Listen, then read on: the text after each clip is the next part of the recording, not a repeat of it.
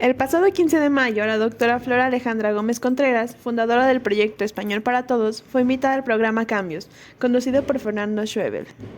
El eje de la conversación giró en torno a una pregunta tan simple como incómoda: ¿por qué fallamos en matemáticas y en ortografía? Acompañada por 3 especialistas en docencia y matemáticas, la doctora Flora abordó un tema crucial: la manera en que enseñamos la gramática y cómo nos comunicamos con nuestros estudiantes puede marcar, para bien o para mal, su proceso de aprendizaje. Una conversación que va más allá de las aulas y que nos obliga a repensar cómo enseñamos y cómo aprendemos. Leonardo abordó el tema desde una perspectiva crítica. Algo debía tener la culpa de esta problemática.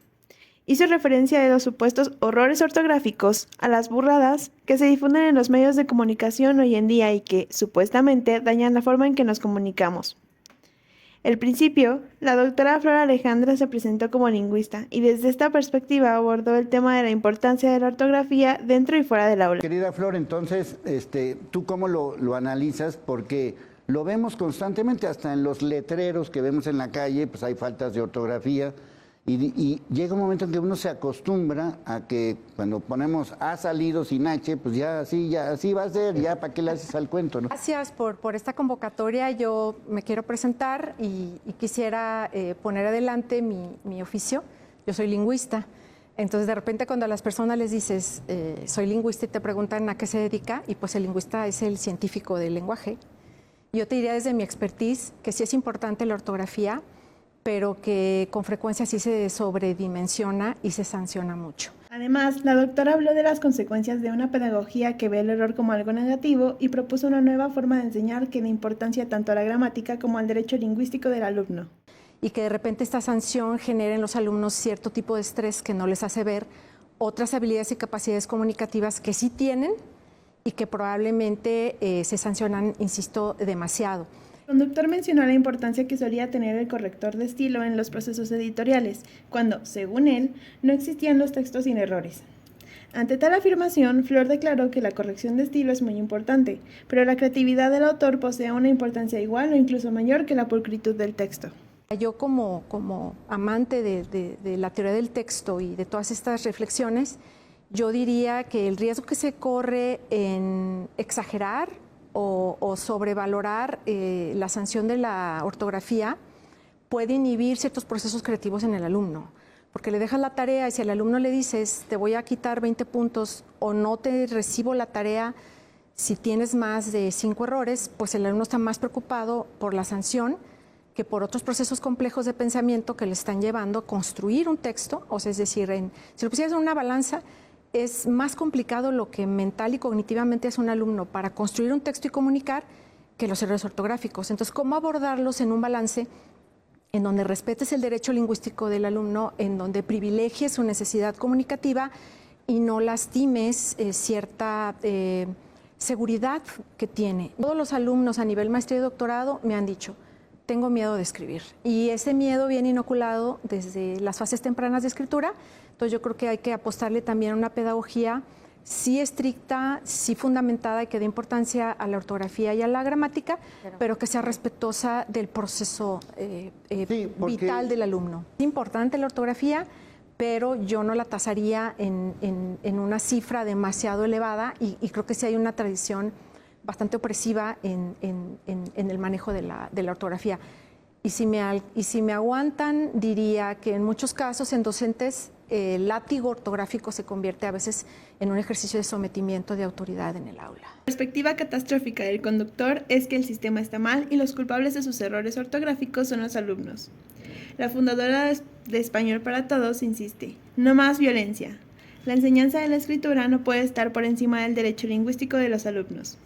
Quitémonos el estigma elitista de la lengua pulcra, dejemos de buscar culpables y, en su lugar, aprovechemos el error, donde las fallas sean lo que nos impulse a seguir aprendiendo. Que la ortografía no puede desaparecer, lo que hay que cambiar es la manera en que lo abordamos, ¿no? Es decir, la pedagogía, por ejemplo, del error nos ayuda a explicarnos reflexivamente para que uno vea, no es de la sanción, sino, a ver, ¿qué pasa si no pongo ese acento?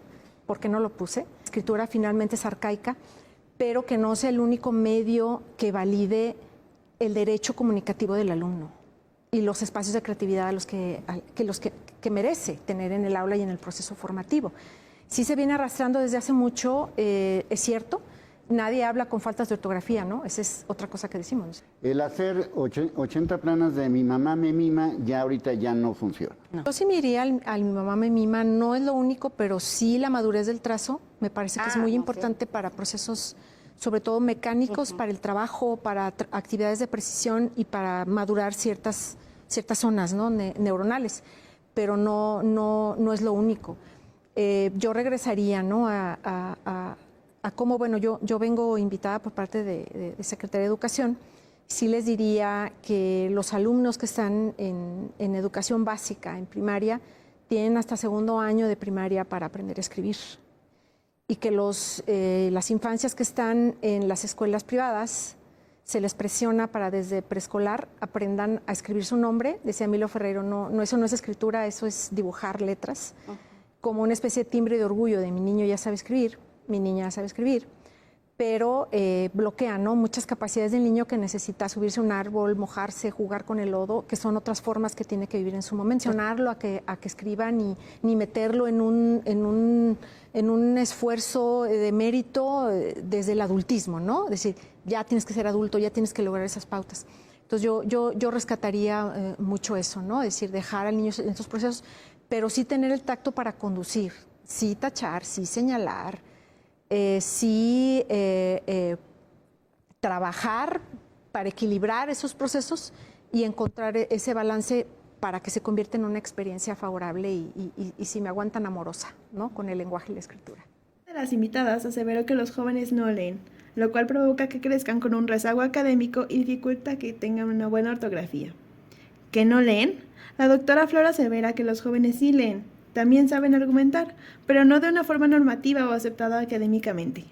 Pero los jóvenes ya no quieren leer y ya no quieren escribir. Entonces, si no hay una relación entre escritura y lectura, estamos rezagados, vamos quitándonos poquito a poquito, van perdiendo el vocabulario. De repente señalan a los jóvenes, a los adolescentes y les dicen, es que no lees, leen mucho, leen en redes. Y las formas de lectura ahora pues ya se han convertido más en expresiones visuales. O sea, ellos ahora ya leen colores, leen imágenes, leen movimiento. También cuando les dicen, tienes que aprender a argumentar, bueno, pues que se avientan unas campales en Facebook y en redes. Bueno, ya los jóvenes ya menos en Facebook, ya más en Instagram y en otras redes. Y saben argumentar bastante bien y defienden sus posturas y argumentan y ejercen. Ponen en marcha muchos procesos que nosotros creemos que solamente están legitimados en el aula, ¿no? Decimos, a ver, tú vas a argumentar, pero cuando yo te enseñe y en el momento en que yo te diga que tienes que argumentar, y tienes que leer en el momento y con las formas clásicas y tradicionales de la literatura que yo te conduzca en el aula, ¿no? Entonces yo creo que leen muchísimo en el día, pero esas formas de lectura y de escritura no están legitimadas en el mundo académico. Entonces, yo creo que el arte está en combinar y dialogar mucho con ellos. Y como bien se ha dicho aquí, ¿no? Nos van a sorprender de que muchas cosas ya lo saben, ¿no? Anticipadamente. Esa sería mi intervención.